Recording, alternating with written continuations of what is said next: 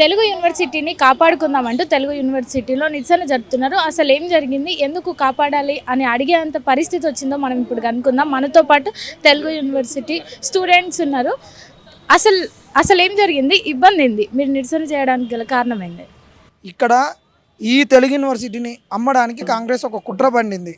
ఆ కుట్రలో భాగంగా జయదేవ్ తిరుమలరావు ఎప్పటి నుండో ఒక 14 ఏళ్ల సంది జాగ కావాలి, నాకు ఒక మ్యూజియం కావాలని అడుగుతున్నాడు. అక్కడ ఒక పులిబోన్ ఉంది, చెక్కలు ఉన్నాయి, మంచి మంచి కొన్ని వస్తువులు తెచ్చిండు. ఆయన కష్టపడ్డాడు. దానికి మ్యూజియం ఇవ్వడానికి చాలా జాగాలు ఉన్నాయి. హైదరాబాద్లో ఇలా మొత్తం కూలుస్తుంది. ఇప్పుడు కూడా ఒకటి కూలుస్తున్నారు. మరి అలాంటి జాగాలు ఖాళీ అయిన జాగాలలో ఇవ్వచ్చు కదా. ఒక యూనివర్సిటీని తీసి ఆయనకి ఇవ్వడం ఏంటి? ఇలా ఆయన రీసెర్చ్ చేయడు, ఆయన ఒక డిగ్రీలు ఇవ్వడు, కావాల్సినటువంటి ఉద్యోగ అర్హతలు ఇచ్చే సర్టిఫికేట్ ఇవ్వడు. ఒక మ్యూజియం, ఒక చరిత్రను, ఒక సంస్కృతిని అందిస్తాడు అంతే.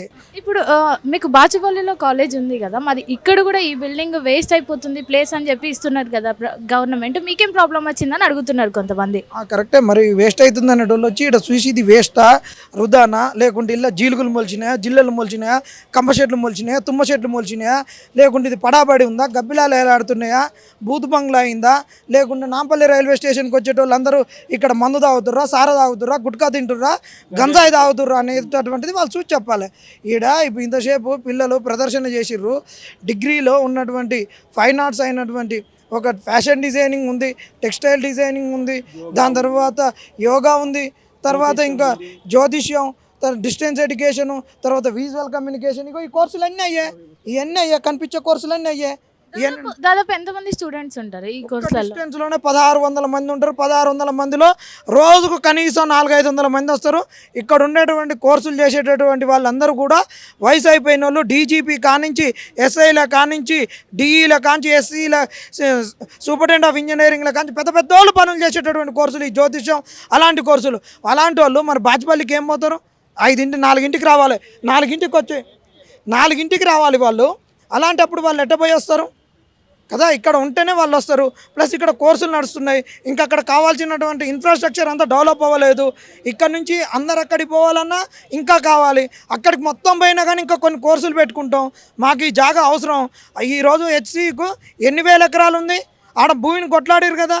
మరి ఈయన గోల్డెన్ త్రిషోల్డ్ ఎందుకుంది? సరోజినీ నాయుడు ఉన్నటువంటి ఇల్లులో హైదరాబాద్ సెంట్రల్ యూనివర్సిటీ ఆ రోజు ఒప్పందంలో భాగంగా అక్కడ ఓపెన్ అయింది. అది అయిపోయినాక ఇప్పటికీ వాళ్ళకి అన్నింత జాగున్నా దాన్ని ఎందుకు ఉంచుకున్నారు? ఇవాళ ఉస్మాన్ యూనివర్సిటీ ఎక్కడ? బేగంపేట దగ్గర ఉంచుకుంటుంది. ఒక జెనెటిక్స్కు సంబంధించిన రీసెర్చ్ జరుగుద్ది. నిజాం కాలేజ్ దగ్గర ఉంచుకుంటుంది, సైఫాబాద్లో ఉంచుకుంటుంది, సికింద్రాబాద్లో ఉంచుకుంటుంది, క్వార్టర్స్కు షేక్పేట దగ్గర ఉంచుకుంటుంది, అంతటి ఉంచుకుంటుంది. ఈ యొక్క తెలుగు యూనివర్సిటీకి 2 దిక్కుల్లో జాగా ఉండి కోర్సులు నడుస్తుంటే వాళ్ళ కన్నెర్ర ఎందుకు చేసిర్రు? అదే కుట్ర. జయదేవ్ తిరుమలరావు భూమి అడిగిండు కాబట్టి ఈ బొమ్మను ముంగడ పెడదాం. ఈ బొమ్మకు కమ్యూనిస్ట్ వాళ్ళంతా మద్దతు ఉన్నారు, దళిత బహుజనులు మద్దతు ఉన్నారు. ఈ డప్పు మాదిగోళ్ళది, ఈ బేరు కుర్మోళ్ళది, ఈ గూటం మాదిగోళ్ళది, ఈ మగ్గం సాలుంది, ఈ కుండ కుమ్మరం ఉంది.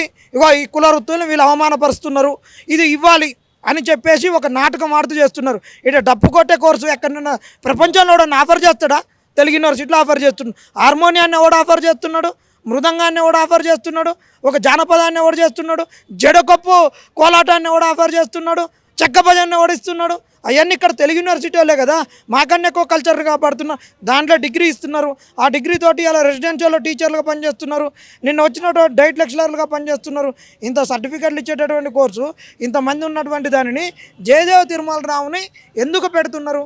జయదేవ్ తిరుమలరావుని పెట్టినాక తర్వాత ఆయన వస్తున్న ఆయనను పక్కన పడేసి ఎక్కడన్నా ఊరి బయట ఇచ్చిన నచ్చిన కాడ ఉండమంటారు, ఉండకుంటే వెళ్ళిపోమంటారు.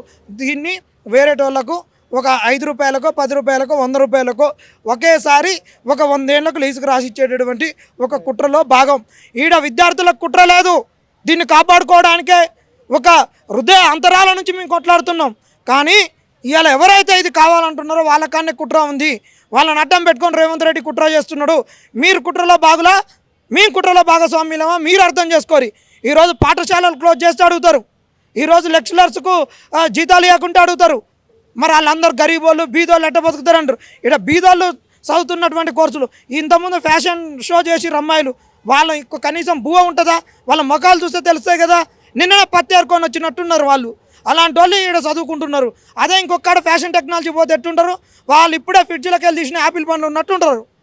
ఇలాంటి గరీబాల పిల్లలు చదువుకునేటటువంటి దాని మీద కాకి కన్ను గద్ద కన్ను పడ్డదంటే అది రేవంత్ రెడ్డి కన్ను. దాంట్లో కుట్రలో భాగస్వాములు అయ్యేటోళ్ళు మీరు మమ్మల్ని నాశనం చేయాలని చూస్తే ఖబర్దార్ చెప్తున్నాం. మీకు ఒక్కొక్కరికి మీ రేవంత్ రెడ్డి భాషలు చెప్పాలంటే మీ పాయింట్లలోకి తొండలు వదులుతాం.